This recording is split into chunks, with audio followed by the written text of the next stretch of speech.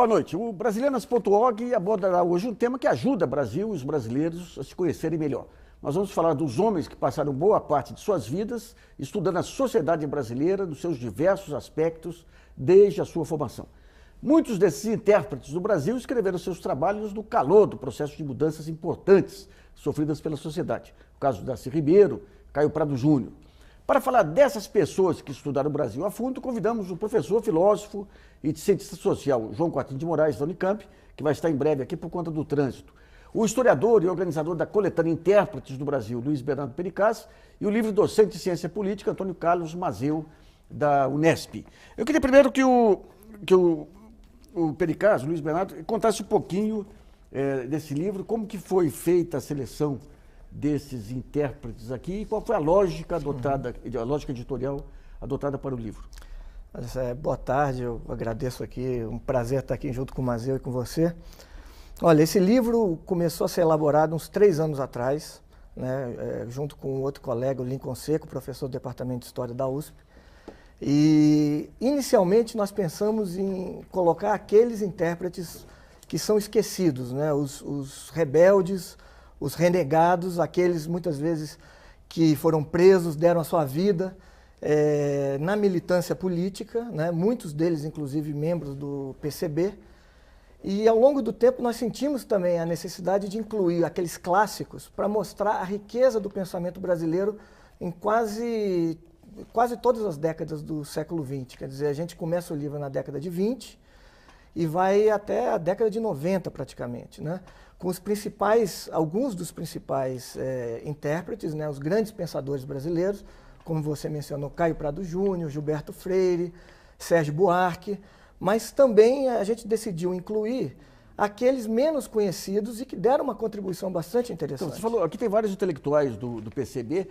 Qual que é a diferença da metodologia de analisar o país deles e dos clássicos aí, embora o Caio Prado também fosse? Olha, primeiro que muitos desses intelectuais vão fazer uma análise já a partir da década de 20.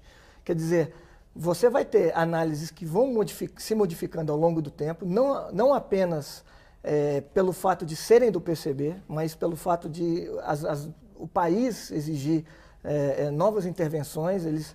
Alguns desses intérpretes, inclusive, são intérpretes do momento presente, vamos dizer, entre aspas, né? Ou seja, eles tentam interpretar a vida cotidiana, o mundo como ele está ocorrendo, seja o governo Vargas, seja a ditadura militar.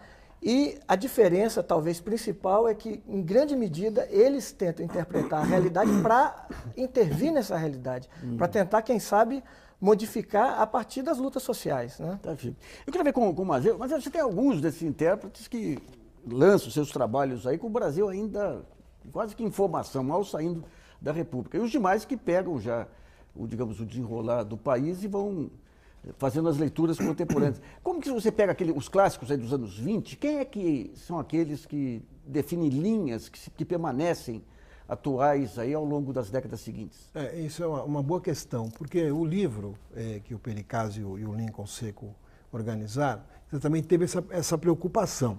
Alguns dos autores que estão aí analisados são pioneiros, né? Por exemplo, o Astrogildo Pereira, o Otávio Brandão,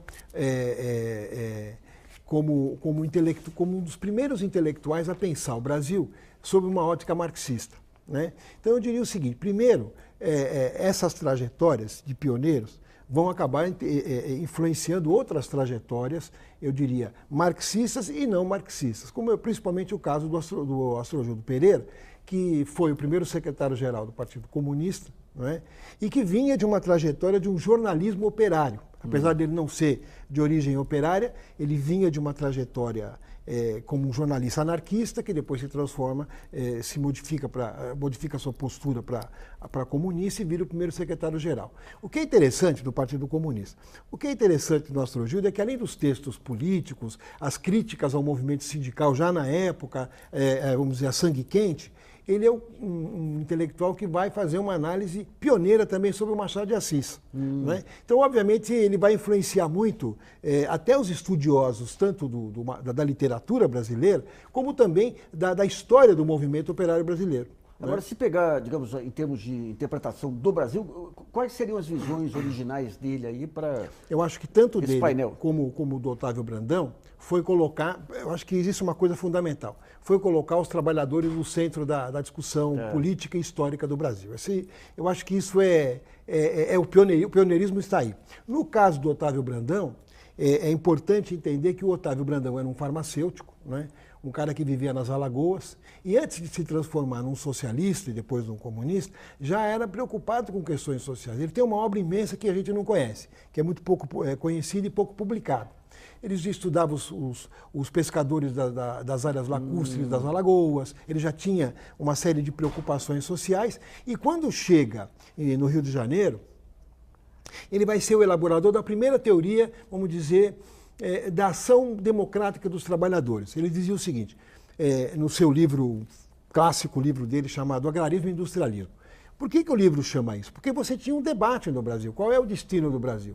E era um debate que não era feito pelos trabalhadores. O que é interessante é que esses pensadores vão pôr os trabalhadores no centro da vida política brasileira de um país que apenas saía da escravidão.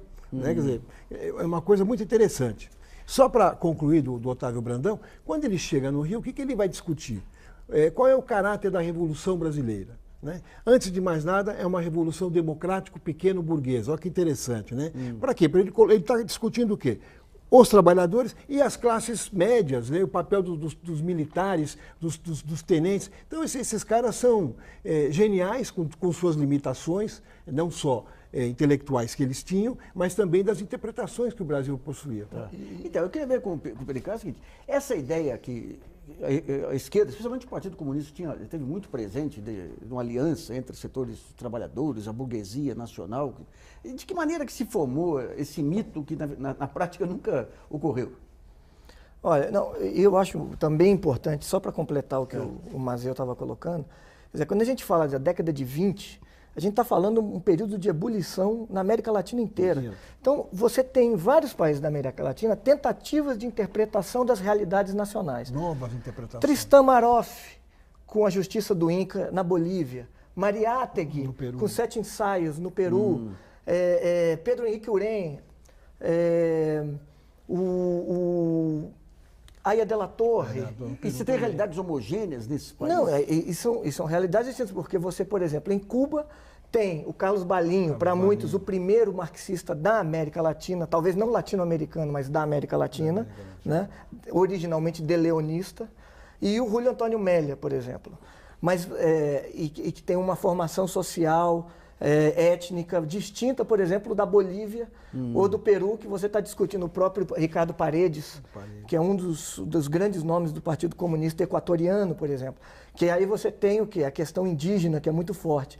No Brasil, se não me engano, o Leôncio Basbaum, já na década de 20, ou seja, de forma pioneira, vai discutir a questão racial também. Dos negros no Brasil, e que vai influenciar o próprio Mariátegui no Peru. Por que vocês não pegaram aqui o Manuel Bonfim, que discutiu o Brasil, a questão racial, foi o primeiro a questionar o racismo. Sem dúvida. Né? E outra também, que eu acho que é muito esquecido, que é o Nelson Werneck Sodré, que tem um livro chamado Panorama do Segundo Império, que é publicado no final da década de 30, e quando se fala em década de 30, sempre se fala de Sérgio Buarque, Gilberto Freire. E não fala do Werneck. E o Nelson Werneck, que tem um livro pioneiro e que discute, inclusive, a questão racial já naquele período, é um pouco que ignorado. Isso é um homem que tem mais de 50 livros publicados, mais de 3.000 artigos. Inclusive sobre a imprensa. Importantíssimo. Não, quer dizer, eu só queria fazer uma observação. No caso do Astrogildo e do Otávio, essa ênfase é porque eles são pioneiros. Mas é óbvio que não tem Werneck Sodré sem eles. Claro. Não quer dizer que o Werneck Sodré se esgotava nesses autores. Muito pelo contrário. O Werneck Sodré, ele tinha uma formação extremamente universal. Né? E foi além. Ele foi além, ele não era um sectário. Nós vamos fazer um primeiro intervalo e voltamos já.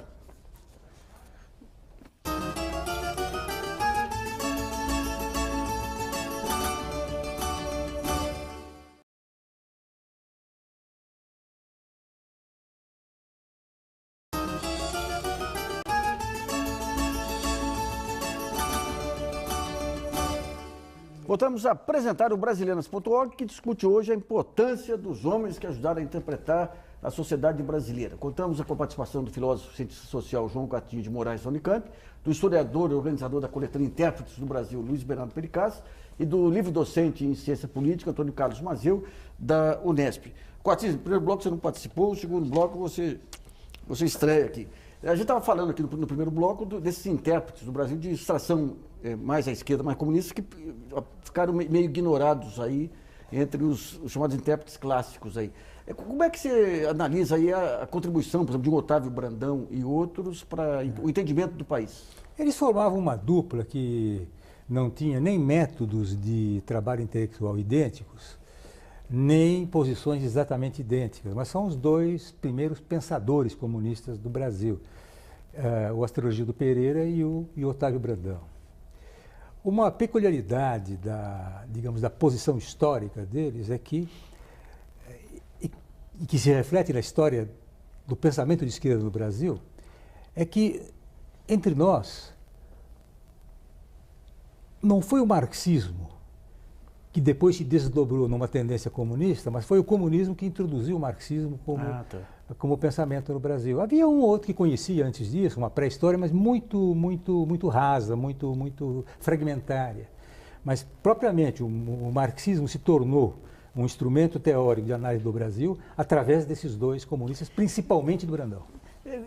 Quando a gente vê alguns dos intérpretes, o próprio Celso Furtado, quando analisa lá o encilhamento, à luz das informações que nós temos hoje sobre o mercado financeiro, a gente percebe que faltavam informações, é óbvio, né? É com o tempo que traz as informações.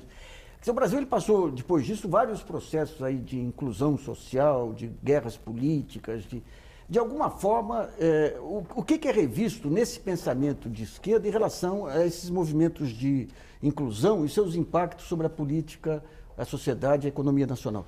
É uma pergunta difícil, né? Para quem está chegando aqui, é uma pergunta difícil. Tem que esquentar, né? Dois temas que não foram incluídos, dos dois temas que não foram incluídos, e que o Brandão mais tarde dirá, eu errei porque eu não formulei a questão da terra, do campesinato. Eu falei muito, mas não, embora ele tivesse sido eleito pelo tal Bloco Operário Camponês, né? Mas ele depois se autocriticou, dizendo que não tínhamos uma noção exata do tamanho da questão camponesa no Brasil, da importância social dessa questão. Isso é de um lado. De outro lado, a reflexão dele sobre a dominação estrangeira no Brasil era marcada bom, obviamente pela visão que se tinha na época, em que havia uma disputa entre Estados Unidos e Inglaterra, Estados Unidos tomando gradualmente o lugar da Inglaterra, saber quem melhor drenava as riquezas nacionais, se eram uns ou outros. E tanto assim que muitas vezes chegou a interpretar a Revolução de 30, que no meu entender foi uma revolução.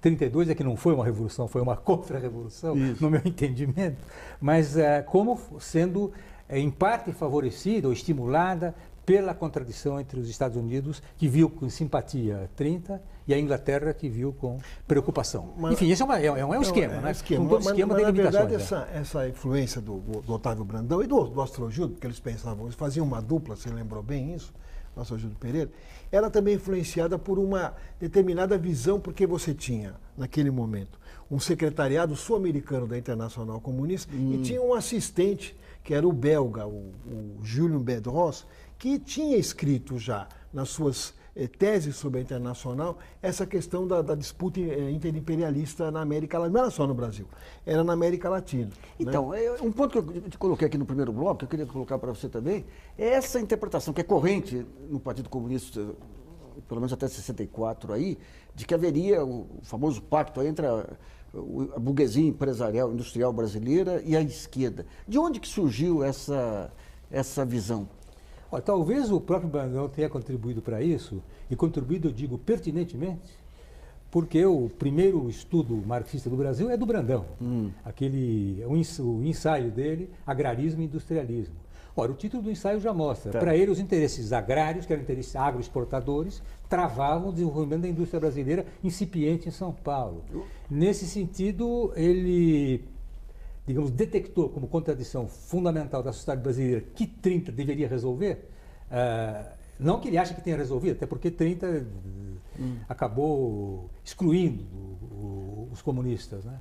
Aquele dualismo do Inácio Rangel, de alguma forma, vem desses estudos? Acredito que sim. O Rangel era um homem que conhecia o marxismo, que era marxista, então, fundamentalmente. Eu queria entender uma coisa.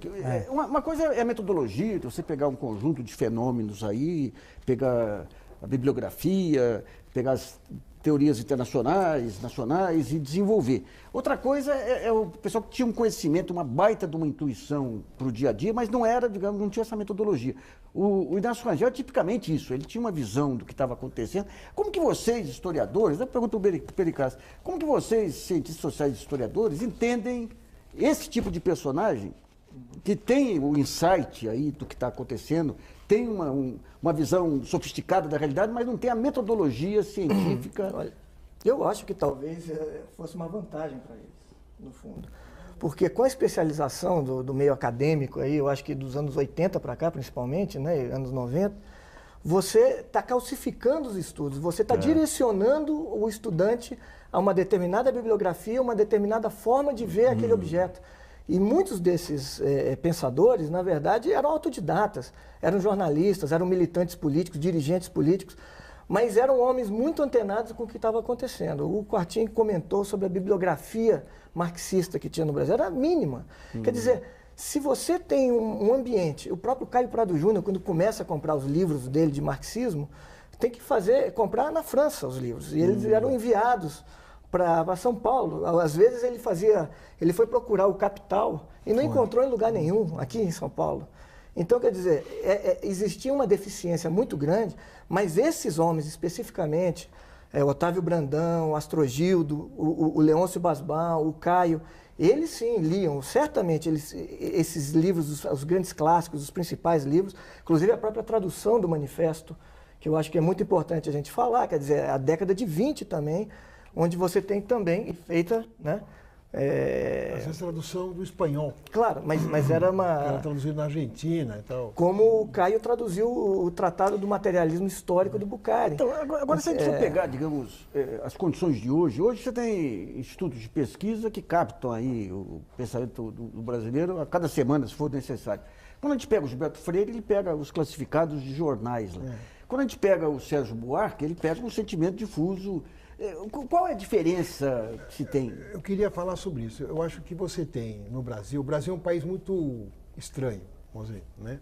Ele é de extremos. Então, você sempre teve no Brasil um núcleo intelectual muito ligado com o pensamento internacional. Você não tinha um núcleo intelectual desconectado. Agora, você tinha um núcleo intelectual conservador muito bem armado, muito bem preparado. Eu diria que o Gilberto Freire faz parte desse conjunto de pensadores conservadores, o que não significa que não tenha sido grande, que não tenha dado uma grande contribuição e uma inovação no enfoque sobre a questão social, né? Particularmente a análise dele no Casagrande e Senzala. Agora, além dele, você tinha outros pensadores de alto calibre, ainda que você possa não concordar ou dizer, bom, esse pensador faz parte de um núcleo conservador. Por exemplo, o Oliveira Viana, né, um cara muito bem preparado, de alto calibre. O que eu quero acrescentar é o seguinte, nessa trajetória, no caso dos pensadores marxistas, duas rupturas fundamentais que eu diria que são dois elementos que ainda, de certa maneira, influenciam o pensamento marxista brasileiro. Um é o Werneck Sodré, que ele é um escritor de múltiplas abordagens, né? Quer dizer, ele estudou várias questões e todas as questões candentes do Brasil e com grande profundidade e seriedade, né? Mas o Werneck Sodré já vem de outra cepa, quer dizer, ele é um pensador que vem de um segmento médio da sociedade brasileira, é um militar, né? Passa pela academia militar, então ele tem uma formação acadêmica. Né? Que vamos dizer, é o primeiro marxista com formação acadêmica no sentido de influenciar o pensamento brasileiro, é o Werneck. E o segundo é o Caio Prado. Né? E interessante que o Caio Prado também, ele vem ele diferente do Werneck, ele vem das altas, das famílias oligárquicas de São Paulo, da burguesia cafeeira, né? E é um cara que fez direito, então passou pela universidade, era professor da Universidade de São Paulo, então, obviamente, ele tem junto com o Werneck, eles fazem uma ruptura desse marxismo inicial, que eu diria que é o período heróico da construção teórica do marxismo brasileiro.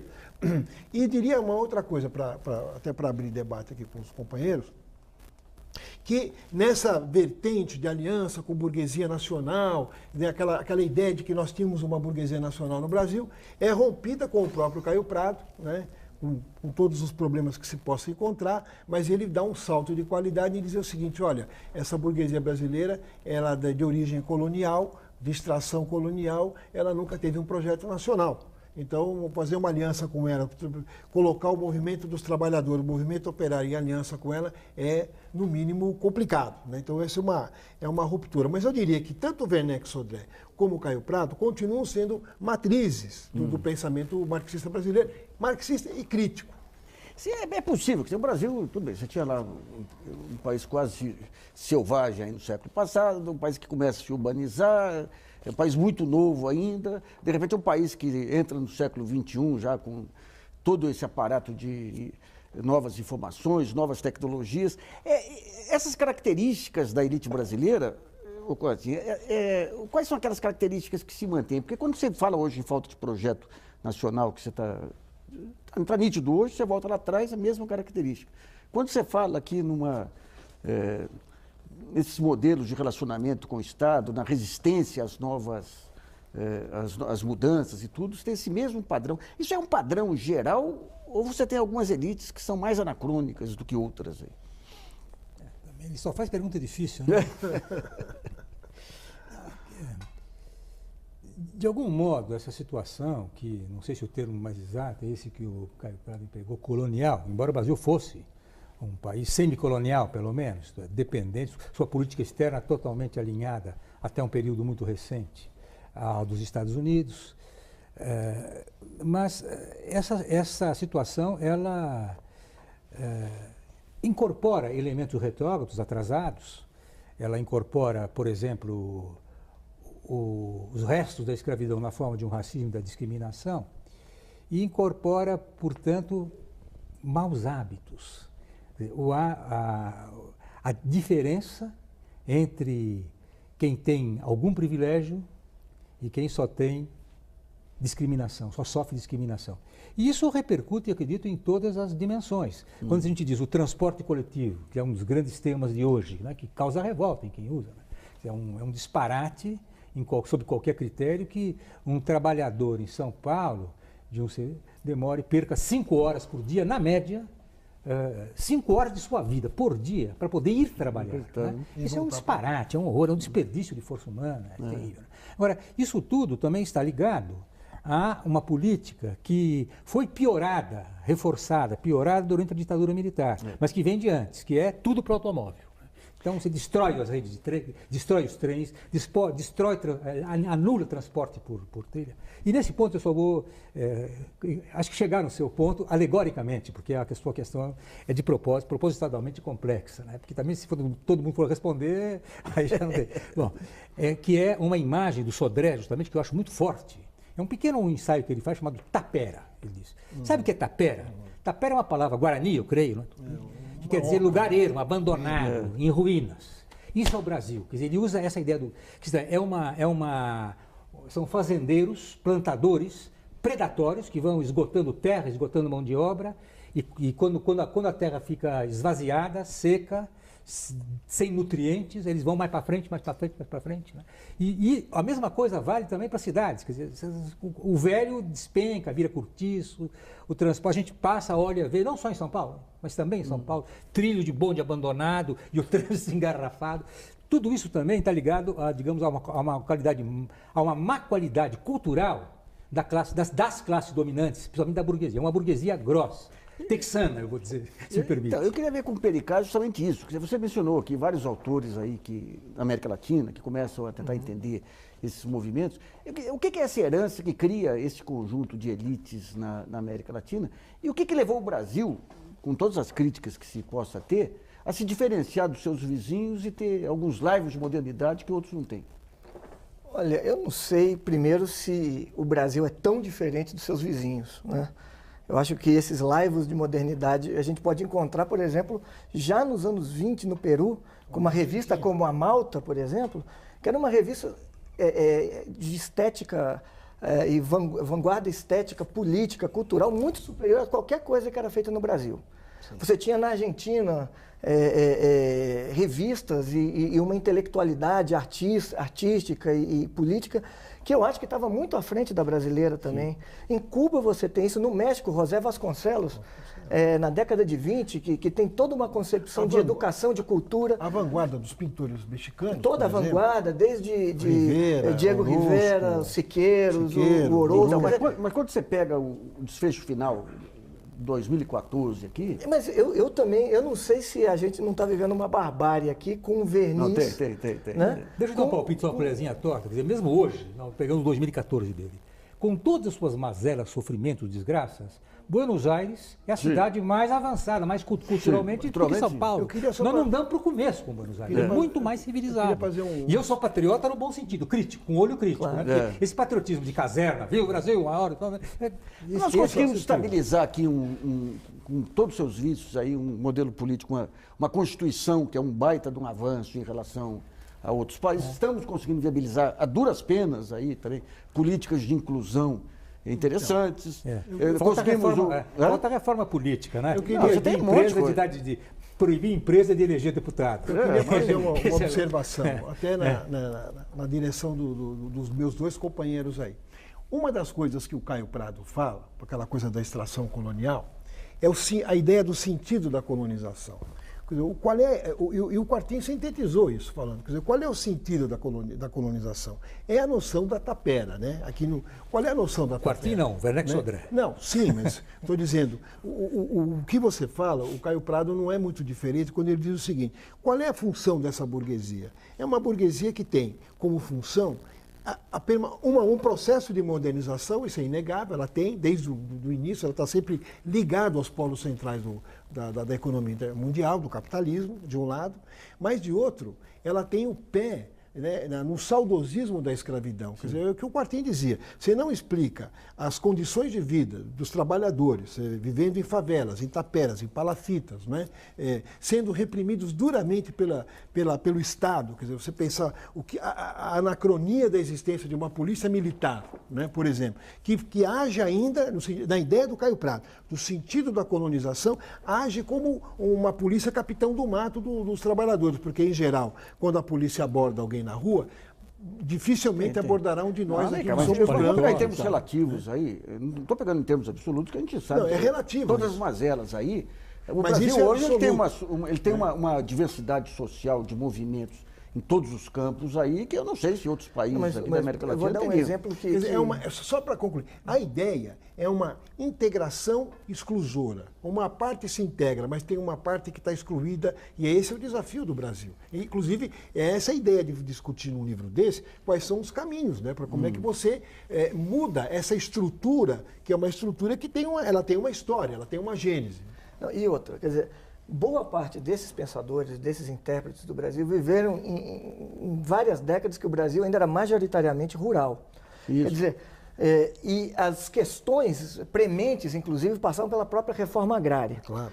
Hoje em dia, que o país é praticamente totalmente urbano, né, com alguns polos ainda na área rural, movimentos sociais que estavam em ascensão uns 20 anos atrás, como o MST, hoje estão em refluxo. Vários movimentos, como os da questão urbana, que ganharam espaço justamente porque a questão urbana agora ganha mais espaço do que a rural, são extremamente massacrados, ou seja, as ferramentas, os mecanismos de luta tradicionais, seja sindicatos que foram cooptados, seja movimento estudantil cooptado, seja movimento rural, do MST e vários outros, sendo anulados, reforma agrária praticamente parou no governo Dilma. Você tem, e por outro lado, você tem, enquanto um refluxo, e sindicatos, muitos deles sendo quebrados ou cooptados, e por outro lado, esse dinamismo, né, que você coloca, que eu acho que está correto também, mas que é um dinamismo muito próximo do que a gente vê na Europa, ou na África do Norte, ou na Turquia, que não tem essa organicidade. Ou seja, ainda estão sendo construídos novos mecanismos. os mecanismos, as ferramentas tradicionais, o partido e os movimentos sociais, que eu acredito que ainda são os mais importantes para a luta política, estão sendo ou esvaziados ou perderam pelo menos aquele elan, aquele interesse.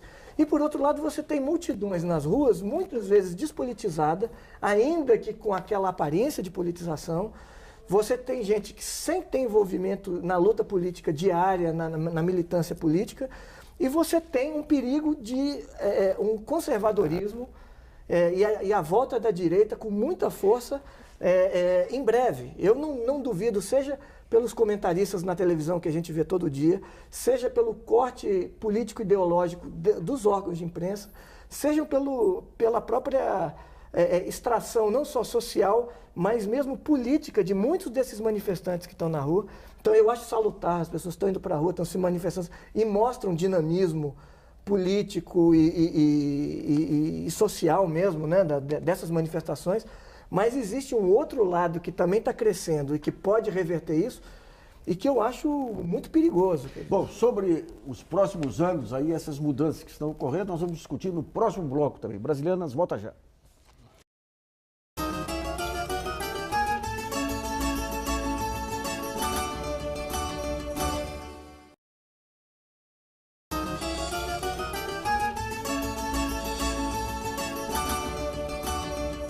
Voltamos a apresentar o programa Brasilianas.org, que discute hoje a importância dos intérpretes do Brasil. Eu queria ver agora a partir, a gente está no meio de um reboliço monumental aí, do ponto de vista político, do ponto de vista de mudanças sociais, do ponto de vista de mídia, do ponto de vista de redes sociais.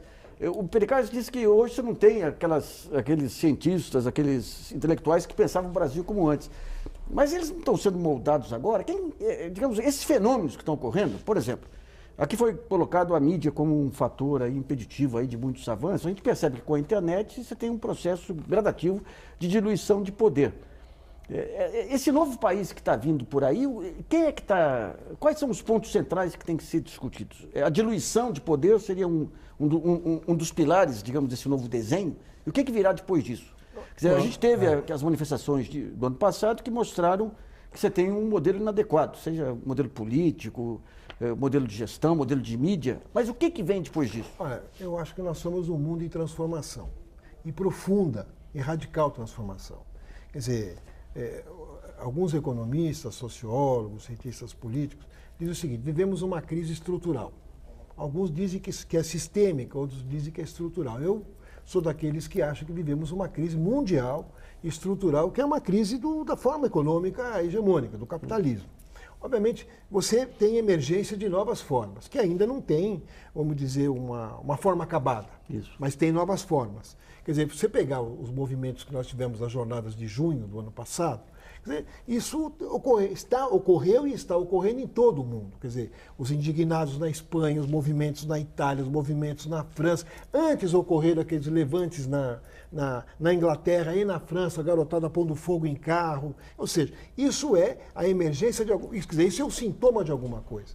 É o sintoma do quê? Primeiro, da exaustão de uma forma social, né? Que em sociologia se diz uma forma societal. O que quer dizer isso? Quer dizer, uma forma de sociabilidade. Quer dizer, ela está exaurida. Esta forma de organizar o mundo, a maneira como se estruturam as indústrias, a forma do mercado, isso tudo está exaurido. Mas isso tem que ser continuado. Então há hoje um confronto entre a velha ordem, que ainda quer se manter, e uma nova ordem que se precipita. E isso, obviamente, ainda não tem forma. Por isso que você tem essa coisa meio confusa. Então, mas vamos pegar, digamos, as instituições tradicionais do velho modelo, né? Tinha o sindicato, tinha as associações, tinha a mídia, tinha os partidos políticos, tinha... Quer dizer, quando vem essa explosão de informação e a internet, tudo isso passa a ser questionado. E, Pericles, de um lado você tem uma ansiedade, uma velocidade por mudança que o modelo antigo não fornecia. A que vai levar isso aí? E outra, quer dizer, a gente tem que lembrar que em grande parte da vida desses intérpretes do Brasil, você tinha primeiro a Revolução Russa, ou seja, a União Soviética, que era um fator muito importante na política externa. Você tinha o Comintern, você tinha a Revolução Cubana, que ou apoiando, ou mesmo como sendo um símbolo, ou seja, para estimular as lutas. E aí, claro, você tinha de diferentes formas de encarar como você vai fazer a luta. É uma luta por via pacífica, é uma via armada. Quer dizer, mas você tinha... Era um mundo mais otimista. Você tinha um mundo mais otimista, verdade. um mundo mais... enquadrado também. Né? Não, mas seja como for, quer dizer, a partir do momento que você tem a exaustão do modelo de socialismo real, por exemplo, em diversos lugares, ainda com a resistência de Cuba e aqui e ali, mas quer dizer, de uma forma geral, você não tem mais o farol, por exemplo, para muitos desses movimentos, você se sente um pouco perdido durante algumas décadas, né? Durante toda a década de 90, o Francis Fukuyama chegou inclusive, a dizer que era o fim da história. Obviamente, a pessoa, eu não entendo como é que alguém tem coragem de falar ele foi algo atropelado pela história. Mas foi aí totalmente atropelado pela história.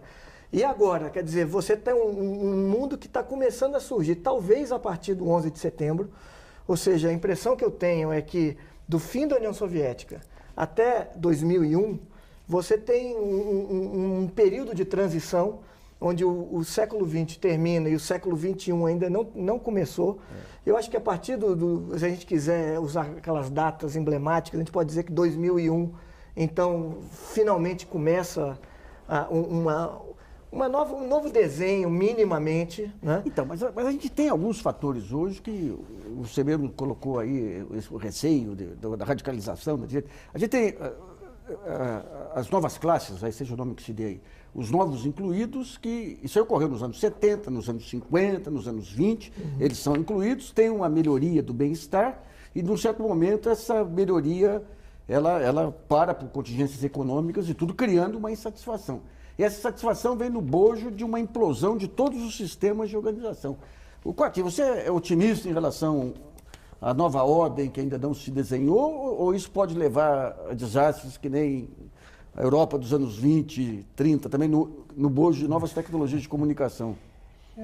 Na Europa, o máximo de esperança, houve dois grandes momentos, 45, com a vitória da resistência, porque a Europa participou ativamente, quer dizer, a esquerda europeia, comunista principalmente, mas outros, e aquela libertação foi acompanhada de reformas sociais avançadas dentro do capitalismo mais avançado. E acho que a experiência mais trágica, mas isso não é nem a União Soviética.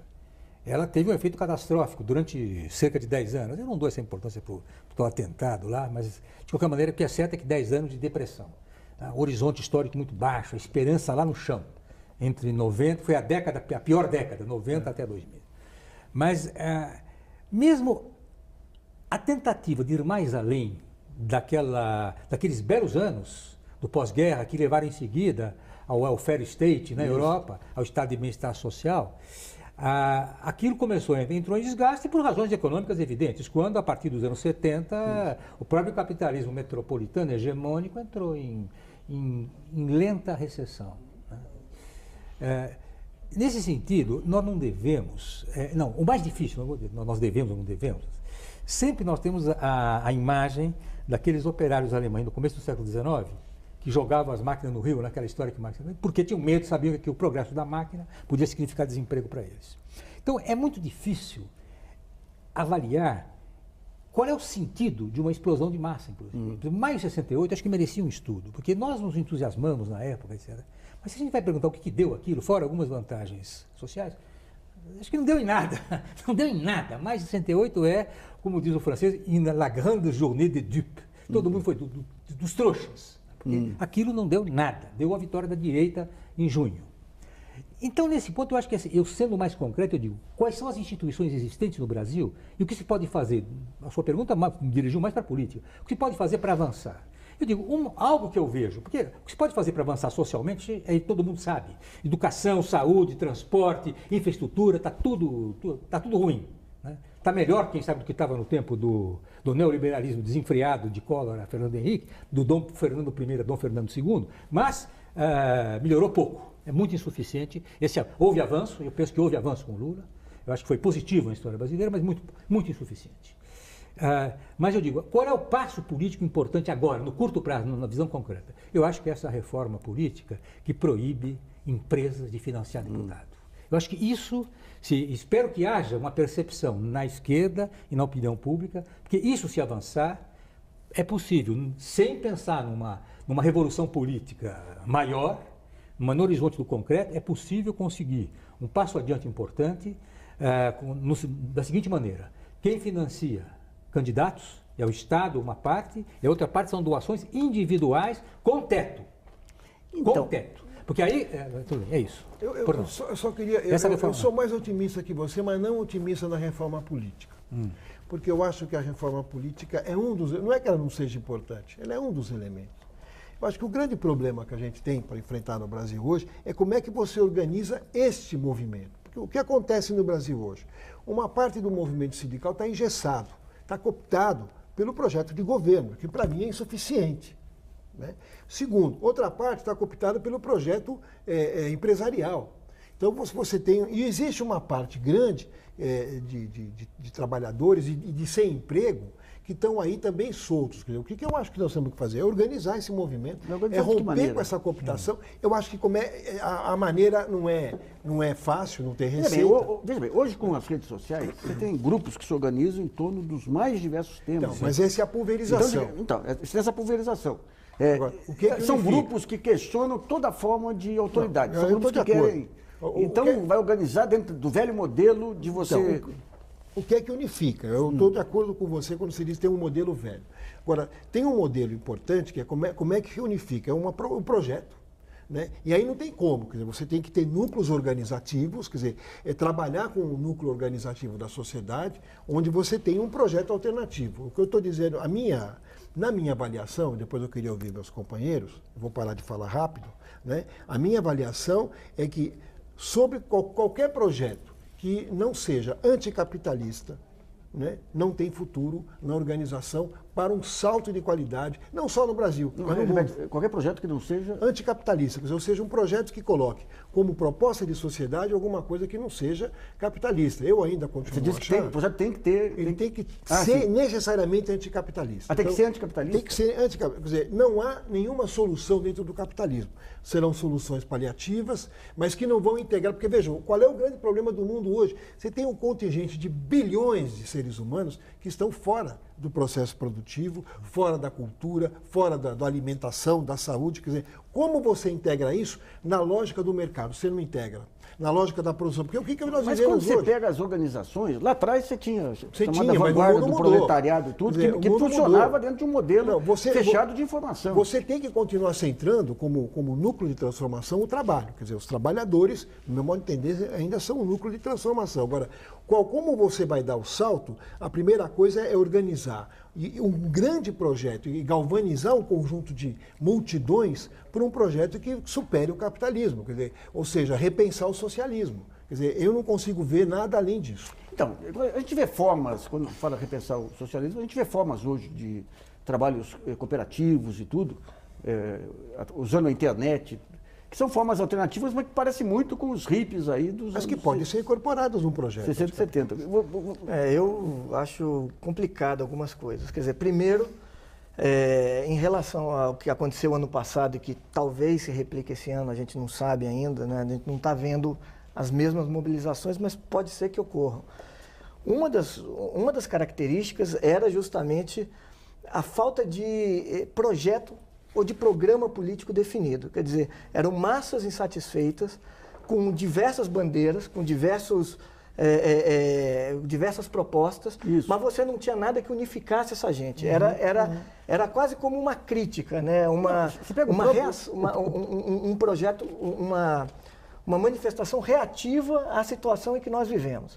E daí, quem sabe, então, pode surgir alguma coisa. Agora, eu tenho a impressão, e isso não é só no Brasil, em vários países, cada um com sua característica, ainda está muito cedo para a gente saber o que vai dar. Sim, Quer claro. dizer, eu não duvido que todos a forma partido, a forma movimento, ou formas híbridas, né? Você tem, por exemplo, o movimento 26 de julho em Cuba, que funcionava ao mesmo tempo como um partido político, com um núcleo duro, mas também era um movimento de massa.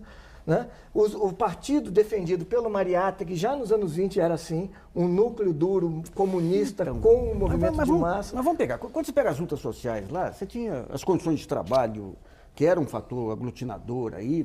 Hoje, quando você pega o quadro social nosso aí, o pessoal que se manifesta politicamente, os sindicatos já fazem isso. Você tem a inclusão de deficientes, a inclusão de negros, cada qual com a sua luta específica, claro. e sem... E o mundo precário.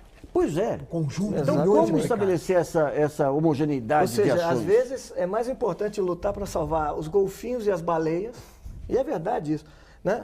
E tem todo tipo de bandeira, eu acho que todas são válidas, né? Claro. Salvar a Amazônia, quer dizer, mas eles dissociam essas bandeiras de algo maior, justamente o modelo capitalista, de forma geral, que propicia com que essas baleias, ou esses golfinhos, ou a floresta amazônica esteja sendo destruída para fazer os móveis que você vê. Tá pensando O Leão Dourado e o menino da favela também, né? E tudo. Quem está pensando nessa nova utopia? Se você pegar, por exemplo, dentro da internet, você tem os espanhóis lá com seus estudos aí sobre redes sociais e tudo, que permite formas de produção dentro do modelo capitalista. Mas isso antes já existia. Quer dizer, no século XIX, você tinha modelos cooperativistas, sim, você tinha até sugestões dos socialistas utópicos de falancérios. Quer dizer, você tem sempre alternativas que se colocam dentro do capitalismo. Robert Owen, quando vai fazer as experiências... Fourier, Saint-Simon, todos eles, quer dizer... Você não está destruindo o sistema e o sistema, em última instância, vai acabar destruindo todas essas experiências. Absorvendo e destruindo. Absorve e... Por isso que a ideia de você trazer essa diversidade para um projeto de unidade. Porque sem essa unidade, qual é o projeto de unidade? É construir uma proposta política que supere o capitalismo. E não é... Tem receita? Não tem receita. Agora, em breve, eu acho, quer dizer, num período historicamente breve, quer dizer, todas essas ferramentas, como o próprio partido, vão começar a ser procuradas por esses jovens. Mas veja bem, esses jovens, quando a gente pega algumas pesquisas, Data Popular e outras aí que tem analisado os novos incluídos, a posição deles é anti-Estado, são pessoas que... Isso agora. Mas em algum momento... Mas o fato de ser anti-Estado é interessante também. Não, mas você exauriu, inclusive, o modelo do Estado. Isso, mas é isso. Há uma eles são contra, eles acreditam no trabalho individual. Ou seja, eles são muito mais ligados aos jovens empreendedores do que essa visão. Exatamente, mas esse anti-Estado que ele está se referindo não é o... Não, mas isso faz parte de um processo da emergência de novas situações. Claro. Martim, você acredita num modelo anticapitalista que possa galvanizar de forma hegemônica esses grupos?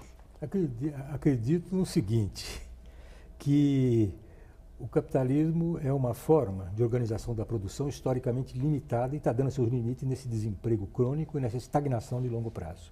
As energias, as forças de produção são semi ou subutilizadas ou desviadas para a guerra, para finalidades deletérias. Mas para ficar no Brasil, nós temos problemas cuja resolução daria um rumo unitário, não para todos, porque não é possível encontrar uma satisfação para todos, mesmo para as coisas mais estapafúrdias que podem aparecer por aí ou que aparecem nas redes sociais. E volto, com o risco de parecer banal, mas com a certeza de ser concreto.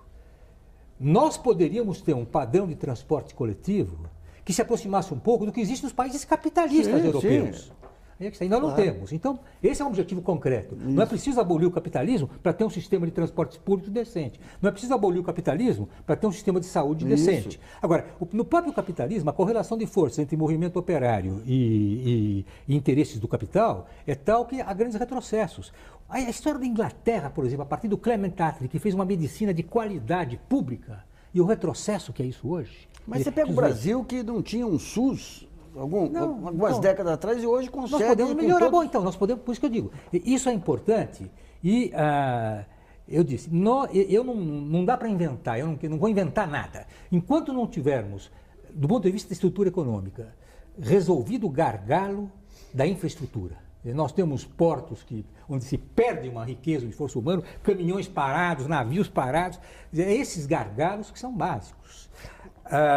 A gente pode medir a performance do governo Dilma pela dificuldade que ela teve de resolver os gargalos. Porque ela disse, há gargalos. Muito bem, é bom diagnosticar correto. Ela tem um diagnóstico correto. Ela deu o diagnóstico correto. O problema depois é dar a solução correta. Isso é mais difícil. Então eu acho que, sem abdicar em nada, da perspectiva socialista como uma forma superior de organização social, que eu diria numa frase muito simples, a gente pode dizer, e até uma frase que não é nem de socialista, eu diria, quando as forças produtivas da ciência e da técnica se tornarem um patrimônio comum da sociedade e da humanidade. Esse é um horizonte.